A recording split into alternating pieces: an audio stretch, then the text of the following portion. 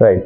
So we are now in 2020 Jan. So about 20 years ago, 99, August 99 is when I finished my BTech from BITS Pilani. This was in electrical and electronics engineering. Then I went for my master's to Boston University. And then from there I moved to University of Maryland College Park for my PhD. Finished my PhD in 2006, did a postdoc for about 9 months in the same campus, and moved back to India, joined IBM Research, was there for a few years, and then moved to Bangalore in 2013, joined Xerox Research. There I was driving a lot of multimedia analytics and related project. Then in 2016, I moved to Yodlee Infotech, where I started the data science efforts. Was the delivery head for data science products. And then in 2019 November, which is just a few months ago, I started my own startup called Tilda Hat.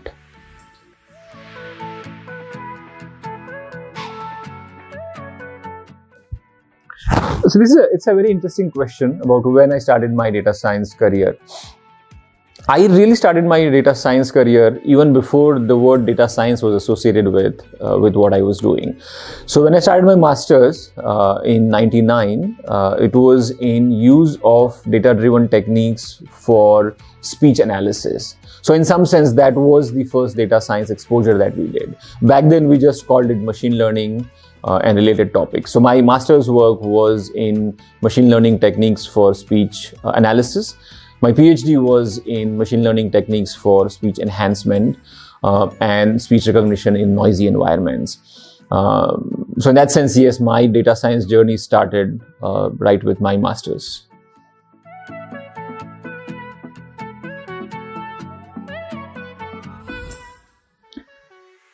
The answer is a bit complex in the sense that it's not a yes or no. See, if you have a CS degree, then the kind of things that you can pursue in machine learning are very different. And so when I say CS, I don't mean just CS per se, but computer science and the affiliated programs like electrical and electronics engineering and then so on. The idea is if you have a background in data structures, algorithms, or if you've picked up things around that, then there's a different kind of career you can pursue in the broad data science spectrum. If on the other extreme, let's say you don't have engineering background at all, let's say you have more of an MBA kind of background, even then you can pursue a career in data science. So let me give you an example. One extreme is you are a engineering person with computer science degree. In that case, the kind of data science roles that you can pursue are what I call as core data science, which is developing new algorithms, figuring out ways in which existing algorithms can be made efficient and so on. The other extreme is when you have, let's say, a non-engineering degree and then an MBA of sorts in any field. Even then you can come into the data science stream. There your role will be around being the quote-unquote translator of what the business needs and what the data science team can provide. That's a big role, by the way, to be the translator of business needs to what the data science team can build. And then depending on your background, if it is anything in between the hardcore engineering versus hardcore management, you can still have a role in data science. Okay, so folks who are let's say from the engineering background, but not so much from the CS or any such related background. So let's say, for example, you're from metallurgy or civil engineering. I'm assuming that you've done some basic maths course as part of the engineering. Let's say you've done basics of PropStat, basics of linear algebra, and so on. In that case, because you still have engineering background, one of the key areas where you can be influential in the data science career is what I would like to call as either product management, where you're able to figure out what sort of products make sense, or from a business analyst perspective, where you can bring in, or be a business analyst or data analyst, where you can bring in the perspective of the business side, the analytics side, as well as bring in your engineering expertise to say what is feasible and what is not feasible.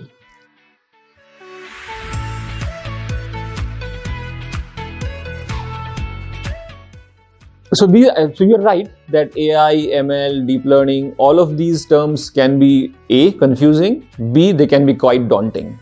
My very honest suggestion is don't get bogged down by these terminologies. These terminologies will come and go. What I would encourage the students to do is focus on core topics that they're interested in. For example, if they're interested in building a system that can automatically summarize text, then don't worry about whether it is AI or ML or NLP or deep learning.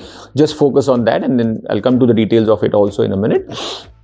On the other hand, if you're interested in taking an image and identifying whether that image is an indoors image or an outdoors image, if it's an outdoors image, does it show the traffic or does it show the blue sky? Then just go with that as the problem rather than again trying to see whether it is AI or ML or so on. So that's one. But now coming to the terms AI versus ML versus deep learning. See, AI is artificial intelligence. What that means is there is some amount of intelligence, and we can have different definitions of what intelligence means. Artificial component says that if we are able to make a non-human, which could be your machine, a phone, computer, a robot, behave in an intelligent way, then that's artificial intelligence. One way in which you can do that is by using machine learning. And what machine learning stands for is basically getting machines to learn some amount of intelligence. Now, deep learning is one aspect of machine learning where the components that are used to make the machine learn are loosely based on mimicking how the human brain works.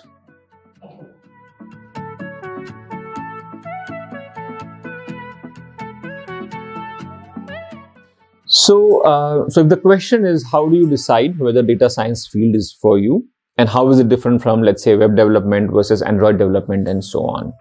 See, data science is not a narrow field. It's actually quite a broad field.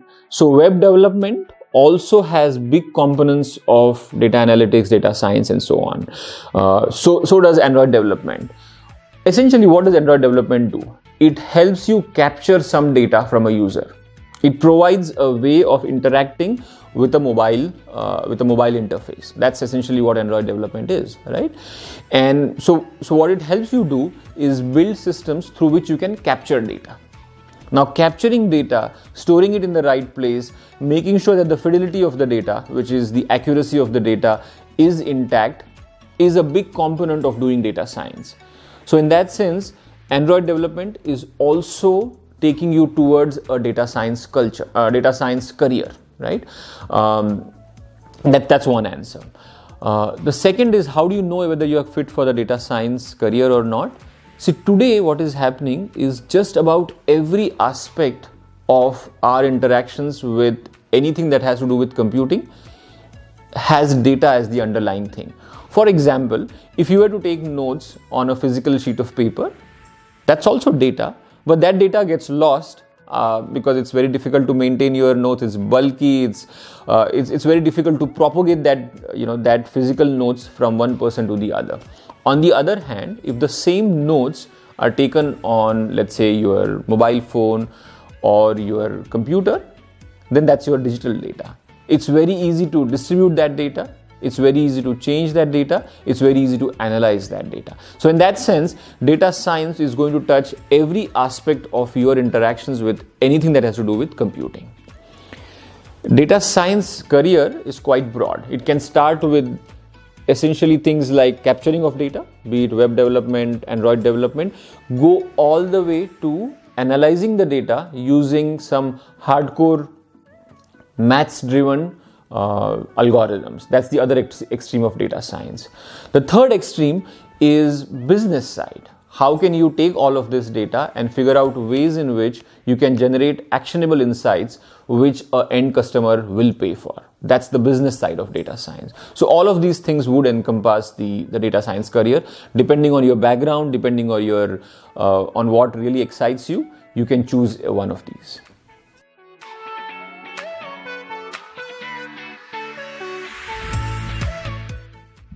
So what's the ideal way of starting your learning in the data science field? The short answer is there is no ideal way, but I'll give you the longer answer also.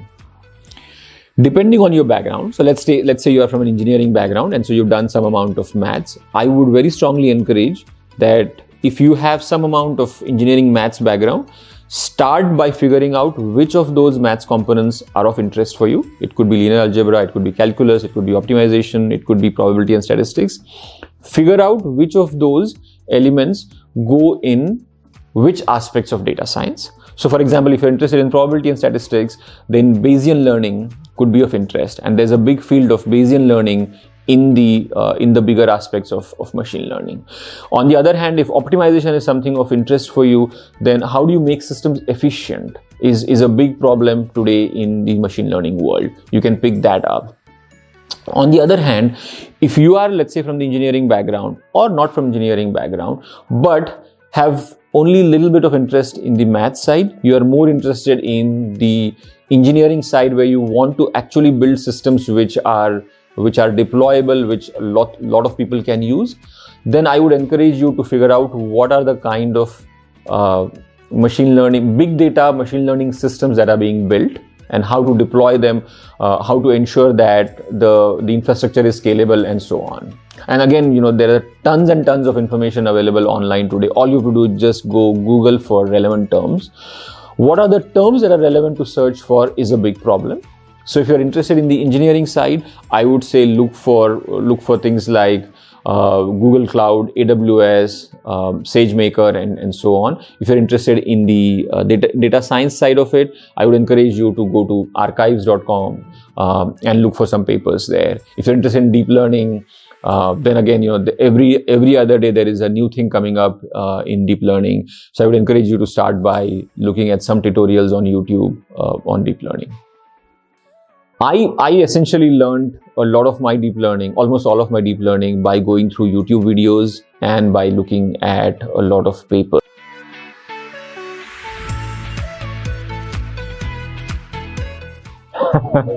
What makes a person stand out? That, while the question that you're asking is from a data science context, that question is valid in every part of every aspect of your technical life, right?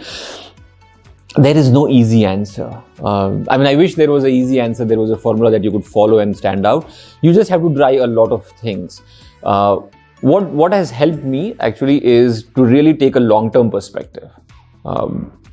And be knowing that there is no silver bullet. A lot of the times people come and ask me, what is the one thing that I should do to excel in my career or excel in this particular topic? Unfortunately, there is no one thing that you can do. You just have to do a lot of things and do just about all of those in a good way. There is no silver bullet in life.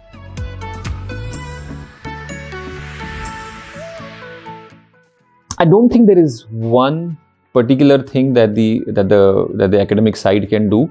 What I would like for the academic side to do is have more project-based learning than more theoretical learning, because essentially when you're doing projects, that's when you are taking full ownership of what you have learned and trying to see whether it makes sense in the real world or not. Entrepreneurship really is about making things work in the real world. So I have visited quite a lot of campuses, both in India as well as in the US. My studying was in India as well as in the US, and I keep giving talks in a variety of different campuses. What I've seen happening is there is definitely a shift from a pure theoretical learning to learning the theoretical aspects and combining that with doing practical elements, be it in terms of a course project or doing internships or doing semester-long projects and so on. That to me is very important. The other big shift that is happening is with the advent of GitHub and GitLab and so on, a lot of the students are writing good quality code, learning about good quality code by looking at others through these repositories, and also making their code available freely online so that their work is now also under the scrutiny. That I think is a big thing, because every time you make your work public, you have that much more pressure to ensure that your work is high quality.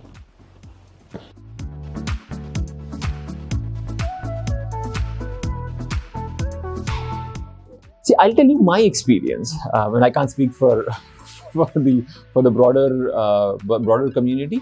But in my case, when I was a undergrad student or a grad student, there was very little exposure in terms of what does it mean to have a startup on your own. What does it mean to even join a startup? At that point, we had very little exposure. So I think that is a big shift that has happened over the past several years. Is there is a lot more exposure. Students coming out of colleges these days know exactly what it means to do a startup. The other thing that has happened is also the ecosystem has come up. For example, there's a lot of angel investment that is there. There's a lot of education in terms of what does it mean to do to get funding from VCs or angels and so on. In my time, that was missing. When I was a undergrad student, that definitely has changed, and hopefully because of that, a lot of the students now will look at that as a viable career.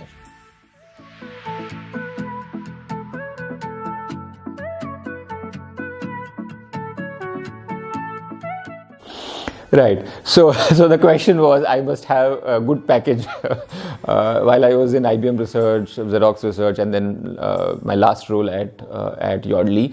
Why did I leave that and start my own startup?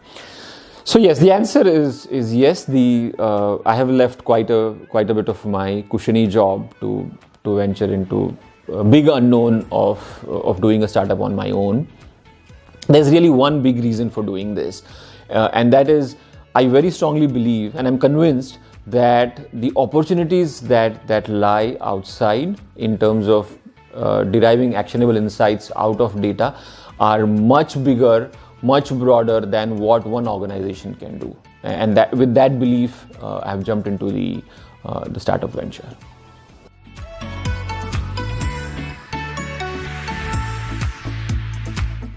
Is keep a long-term view, and that's what I've been reading. Is that entrepreneurship is quite difficult. It takes quite a long time to really see any fruits, and before you get to any high, there are quite a few lows. And so my advice, more to myself also, is to have a long-term perspective.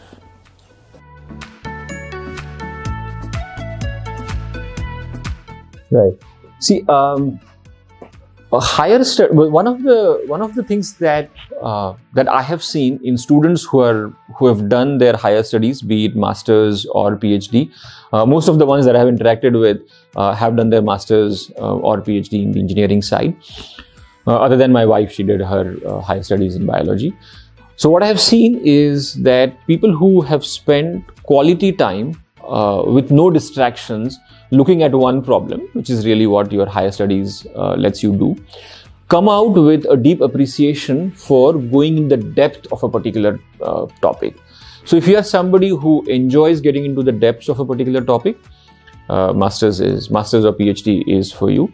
At the same time, if you are doing masters or PhD, then be sure that you are giving unparalleled, undisturbed time to one problem or one set of problems, so that you can really delve in the details of it.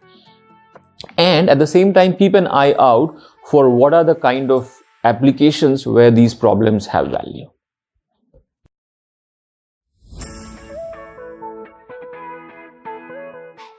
So the question is, how do you know which field is relevant for doing a master's or a PhD? Is that the question? Yeah.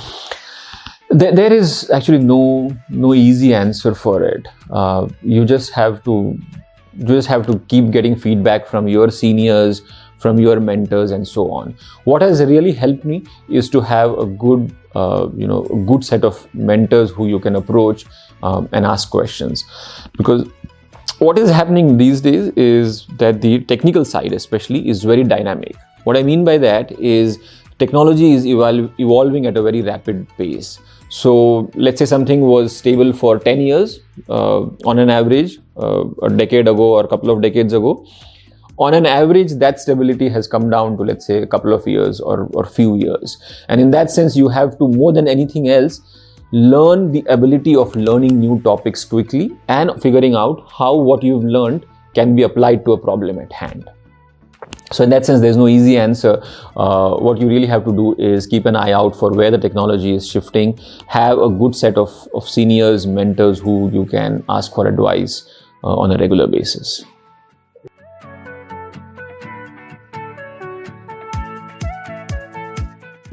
So this is a multivariable constraint optimization problem, if you will. There is no one solution that will fit. There are multiple variables, and everybody will have their own constraints. Like for example, money is a constraint for several people. For just about everybody, actually. Location is also a big constraint. Many people, even if they have the resources, the financial resources, may not want to or may not be able to leave a particular location because of family ties or whatever else. So that's the other constraint. The third constraint could also be the field. Somebody is, particular about doing their higher studies in a particular topic and not in some other topic, right? Even if the other topic has a higher demand. So there are several constraints. What I would suggest is not to just go by the name of the university. Like I hear a lot of people saying a particular university is better than B university. And my answer is yes, maybe that A university is on an average better than University B, but very few people look at the average. What you should be looking at is whether the University A is better irrespective of the professor you are going to join, irrespective of the problem you're going to join, and so on. So when you're deciding about which university to join for your master's study, I would definitely encourage you to look at the ranking of the university on a global scale, but also the professor who you are likely to work with, the department that you're likely to work with, the kind of problems that you'll be able to work, and of course also the location of that university.